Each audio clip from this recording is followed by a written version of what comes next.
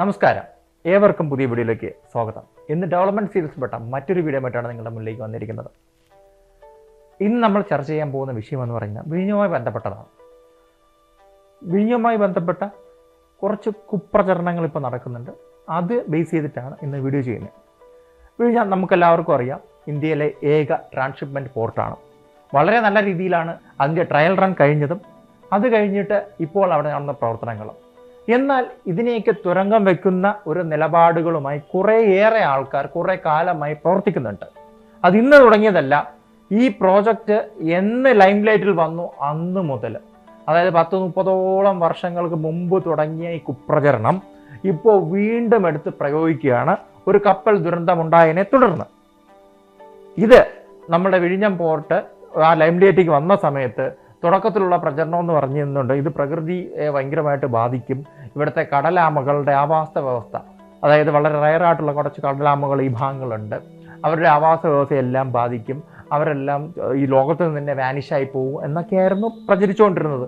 ആ പ്രചരണം കുറച്ച് വർഷങ്ങൾക്ക് മുമ്പ് അവസാനിച്ചു. കാരണം ശംഖുമുഖത്തും അതുപോലെ തന്നെ നമ്മുടെ തുമ്പാക്കടപ്പുറത്തും എല്ലാം ആ ഒരു റയറസ്റ്റ് ആയിട്ടുള്ള ആ ഒരു ടർട്ടിൽസിനെ സ്പോട്ട് ചെയ്യുകയും അതിന് യാതൊരു പ്രശ്നം സംഭവിക്കുകയില്ല എന്ന് കണ്ടപ്പോൾ ആ ഒരു പ്രചരണത്തിന് ഒരവസാനം വന്നു. അടുത്ത് മറ്റൊരു പ്രചരണം വന്നതെന്ന് പറഞ്ഞു കഴിഞ്ഞാൽ ഈ അടുത്ത കാലത്താണ്. നിങ്ങൾക്ക് എല്ലാവർക്കും അറിയാം, നമ്മുടെ സാൻ ഫെർണാണ്ടോ വിഴിഞ്ഞത്തേക്ക് വന്ന ആദ്യ കപ്പലാണ്, ആദ്യ കണ്ടെയ്നർ വെസൽ. അത് വന്നപ്പോഴത്തേക്കും ഇവിടെ വലിയൊരു പ്രചാരണം ഉണ്ടായി. ഇത് വിഴിഞ്ഞത്തിൻ്റെ പോർട്ടിലേക്ക് എത്തത്തില്ല, അടിഭാഗം തട്ടും, ഇവിടെ സെഡിമെന്റേഷൻ ഉണ്ടായിട്ടുണ്ട്. അങ്ങനെ വളരെയധികം ബാലിശമായിട്ടുള്ള കുറേയേറെ കാര്യങ്ങളാണ് അന്ന് പറഞ്ഞുകൊണ്ടിരിക്കുന്നത്. സാൻ ഫെർണാണ്ടോ വന്നു, അത് വന്നിട്ട് ഇവിടെ നിന്ന് പോയി.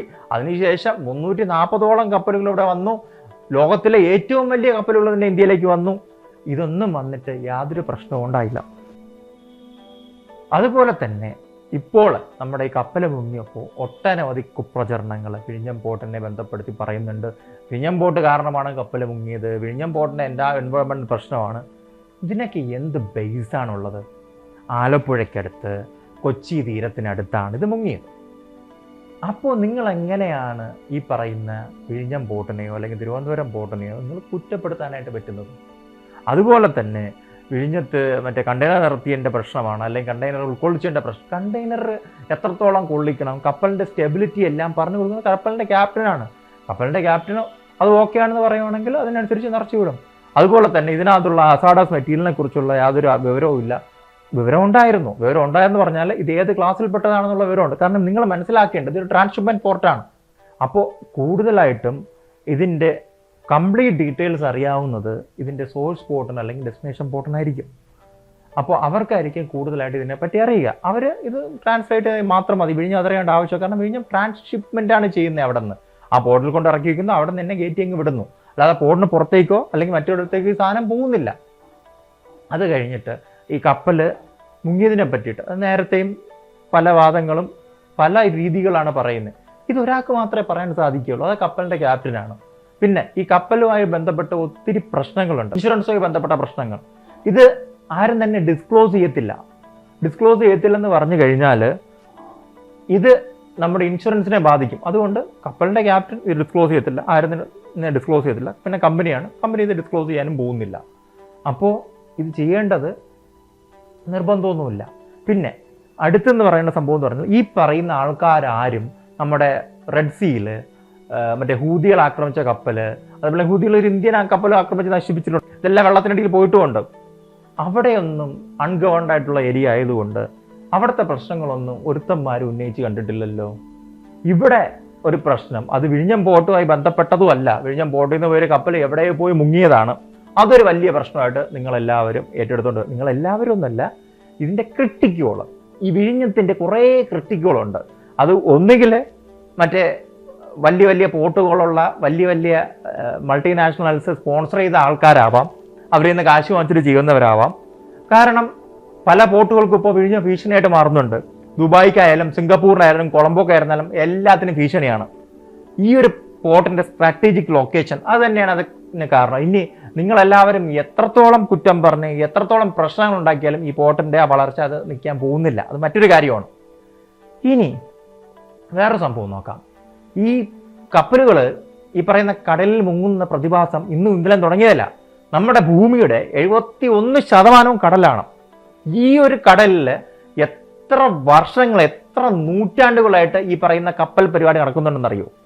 അപ്പോൾ ഈ കപ്പലുകൾ സർവ്വസാധാരണ നമ്മളെ കടലിന്റെ അടിത്തട്ടിൽ ഏകദേശം 3 മില്യൺ കപ്പലുകൾ വിശ്രമിക്കുന്നുണ്ടാവും. കാരണം അത്രത്തോളം കാലയളവിൽ ഈ പറയുന്ന കപ്പലുകൾ മുങ്ങിയിട്ടുണ്ട്. ഈ പറയുന്ന നമ്മുടെ തിരുവനന്തപുരം തീരത്ത് മുങ്ങിയിട്ടുണ്ട്. ഗ്രീക്ക് കപ്പല് ശംഖുമുഖത്തിന്റെ അടുത്താണ് മുങ്ങിയത്. അതുപോലെ തന്നെ അഞ്ചുതെങ്ങിന്റെ അടുത്ത് മറ്റൊരെണ്ണം മുങ്ങിയിട്ടുണ്ട്.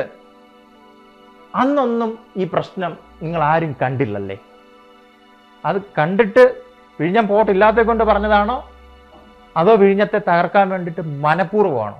ഇങ്ങനെയുള്ളവരെല്ലാം ശരിക്കും പറഞ്ഞാൽ നമ്മുടെ രാജ്യത്തിനാണ് ദ്രോഹം ചെയ്യുന്നത്. രാജ്യദ്രോഹി എന്ന് മുദ്ര കുത്താൻ എനിക്ക് പറ്റില്ല, എനിക്ക് അതിനുള്ള അധികാരമില്ല, അല്ലെങ്കിൽ ഞങ്ങൾക്ക് ആർക്കും തന്നെ അതിനുള്ള അധികാരമില്ല. പക്ഷെ ഇതൊക്കെ ചെയ്യുന്ന ഇത്രയും വിലമതിപ്പുള്ള ഒരു എൻറ്റിറ്റി ഇവിടെ വന്നപ്പോൾ ഇതിനെ നശിപ്പിക്കാൻ ശ്രമിക്കുന്നവർ ആരൊക്കെയാണ്? സത്യം പറഞ്ഞാൽ ഇവരെല്ലാം ട്രേസ് ചെയ്ത് ഇവരെല്ലാം ബിഹൈൻഡ് ദ ബാർസ് വിടണമെന്ന് തന്നെ ഞാൻ പറയും. കാരണം തെറ്റായിട്ടുള്ള പ്രചരണങ്ങളാണ്. ഇനി മറ്റൊരു സംഗതിയുണ്ട്, നമ്മുടെ ശംഖുമുഖം നശിക്കുന്നു, അല്ലെങ്കിൽ ഈ പോർട്ട് കാരണം ശംഖുമുഖത്തിന് വലിയ വലിയ രൂക്ഷമായ പ്രശ്നങ്ങളാണ്. 2016 ശേഷം ഈ പോർട്ട് നിർമ്മാണം തുടങ്ങിയതിന് ശേഷമാണ് ഈ പ്രശ്നം നടക്കുന്നത്. ഞാനെന്ന വ്യക്തി ഒരു തിരുവനന്തപുരംകാരനാണ്, തിരുവനന്തപുരത്ത് ജനിച്ചു വളർന്ന വ്യക്തിയുമാണ്. 2014 മുമ്പും നമ്മൾ ഈ പറയുന്ന ശംഖുമുഖം കടലെടുത്തിട്ടുണ്ട്, റോഡിന് പ്രശ്നമായിട്ടുണ്ട്. അത് 2007-2008 കാലഘട്ടത്തിലാണ്, നമ്മളെല്ലാതെ നേരിട്ട് കണ്ടിട്ടുള്ളതാണ്. അപ്പോൾ നിങ്ങൾ എങ്ങനെ പറയും 2016 ശേഷമാണെന്ന്? അതിന് പുറമെ ഇപ്പോൾ ഈ പാവപ്പെട്ട മത്സ്യത്തൊഴിലാളികൾ പലരും വിദ്യാഭ്യാസം ഇല്ലാത്തവരാണ്. വിദ്യാഭ്യാസം ഇൻ ദ സെൻസ് ആയിട്ട് അവർക്ക് എഴുതാനും വായിക്കാൻ അറിയത്തില്ല. അവരെ കുറ്റം പറയുന്നതല്ല, അവരുടെ ആ തലമുറയിൽ അങ്ങനെയായിരുന്നു. അവരുടെ എല്ലാം ചതിയിലൂടെ വേണമെങ്കിൽ അങ്ങനെ തന്നെ പറയണം, അവരുടെ ഒപ്പ് ശേഖരിച്ചും അവരെ ഒപ്പിടിപ്പിച്ചും എല്ലാം കോടതിയിൽ കേസ് ഫയൽ ചെയ്യും. കോടതിയിൽ കേസ് ഫയൽ ചെയ്തിട്ട് എന്ത് സംഭവിക്കും? അവരുമായി ബന്ധപ്പെട്ട പല പ്രശ്നങ്ങൾ ഇതുമായി കാരണം ഉണ്ടാകുന്നു, അവരെ കൊണ്ട് തന്നെ പറഞ്ഞു എന്ന് പറഞ്ഞ് പറയിപ്പിക്കും. ഇതെല്ലാം പല കേസുകളിലും തെളിഞ്ഞിട്ടുള്ളതാണ്. എടുത്തു പറയുന്നില്ല ആ കേസിൻ്റെ വിവരങ്ങളൊന്നും. പക്ഷേ നിങ്ങൾക്ക് എല്ലാവർക്കും അവൈലബിൾ റിസോഴ്സസ് ആണ്. പല പ്രമുഖമായിട്ടുള്ള വിഴിഞ്ഞത്തെ ബേസ് ചെയ്തിട്ടുള്ള കേസുകളും ഉണ്ട്, കോടതി തള്ളിക്കളഞ്ഞിട്ടുള്ളതും ഉണ്ട്. അപ്പോൾ ഈ പ്രകൃതിയിൽ നിന്നും അതേപോലെ തന്നെ മറ്റു ഘടകങ്ങളും വിഴിഞ്ഞത്തെ പറ്റിയിട്ടുള്ള കുപ്രചരണങ്ങളും തെറ്റായിട്ടുള്ള വ്യാഖ്യാനങ്ങളും എല്ലാം ചേർത്തുകൊണ്ട് വിഴിഞ്ഞത്തെ നശിപ്പിക്കാനായിട്ട് ഒരു ലോബി ഇറങ്ങിയിട്ടുണ്ട്. ലോബി ഇറങ്ങിയിട്ട് ഇപ്പോൾ ഇറങ്ങിയതല്ല, പണ്ടേ ഉണ്ട്. അപ്പോൾ എന്ത് വന്നാലും വിഴിഞ്ഞം ആണ് നശിപ്പിക്കുന്നത്, വിഴിഞ്ഞം കാരണമാണെന്ന് പറയുന്ന ഇവരെ പോലുള്ള നമ്മുടെ രാജ്യത്തിന് ഒരു ഗുണവും ലഭിക്കാത്ത ഇതേപോലുള്ള മനുഷ്യരെ എന്ത് ചെയ്യണം? നിങ്ങൾ തന്നെ പറയൂ. കാരണം ഇതൊന്നും ശരിയല്ല. കാരണം സാധാരണ രീതിയിൽ ഇത്രയും വലിയൊരു മാഗ്നിറ്റ്യൂഡിൽ ഇത്രയും പൊട്ടൻഷ്യൽ ഉള്ള ഒരു പോർട്ട് വരുമ്പോൾ എല്ലാവരും ഒരുമിച്ച് നിന്ന് ആ പോർട്ടിന് വേണ്ടിയിട്ട് വർക്ക് ചെയ്യുന്ന ഒരു സെറ്റപ്പാണ് ലോകം മുഴുവൻ കാണുന്നത്. എന്നാൽ നമ്മളെ ഇവിടെയാണെങ്കിലോ നേരെ തിരിച്ചും. തൊട്ടപ്പുറത്ത് കിടക്കുന്ന നമ്മളെ നാട്ടിൽ കിടക്കുന്ന ഒരു തന്നെ മത്സര ബുദ്ധിയോട് കൂടിയിട്ടാണ് ഇതിനെ കാണുന്നത്. നല്ല രീതിയിലുള്ള മത്സര ബുദ്ധി ആക്ച്വലി നല്ലതാണ്. പക്ഷേ മറ്റൊന്നിനെ തകർക്കുന്ന രീതിയിലുള്ള ഒരു മത്സര ബുദ്ധി അത് വളരെയധികം മോശം സിറ്റുവേഷനിലേക്ക് പോകും.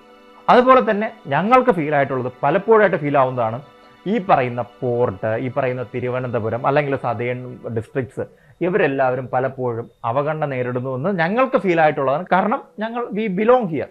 അപ്പം നമുക്ക് കാലാകാലങ്ങളായിട്ട് ഒരു പദ്ധതി വരുമ്പോഴത്തേക്കും ആ പദ്ധതി നമ്മുടെ സിറ്റിയുടെ പേര് വരുന്നില്ല, അല്ലെങ്കിൽ നമ്മുടെ നാടിൻ്റെ പേര് വരുന്നില്ല.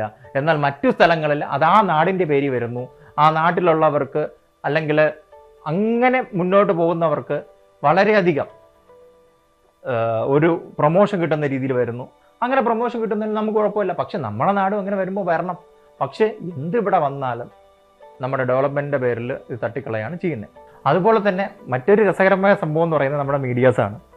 മീഡിയാസിനെ കുറ്റം പറയണമെന്ന് ചോദിച്ചാലും കുറ്റം പറഞ്ഞു പോവുകയാണ്.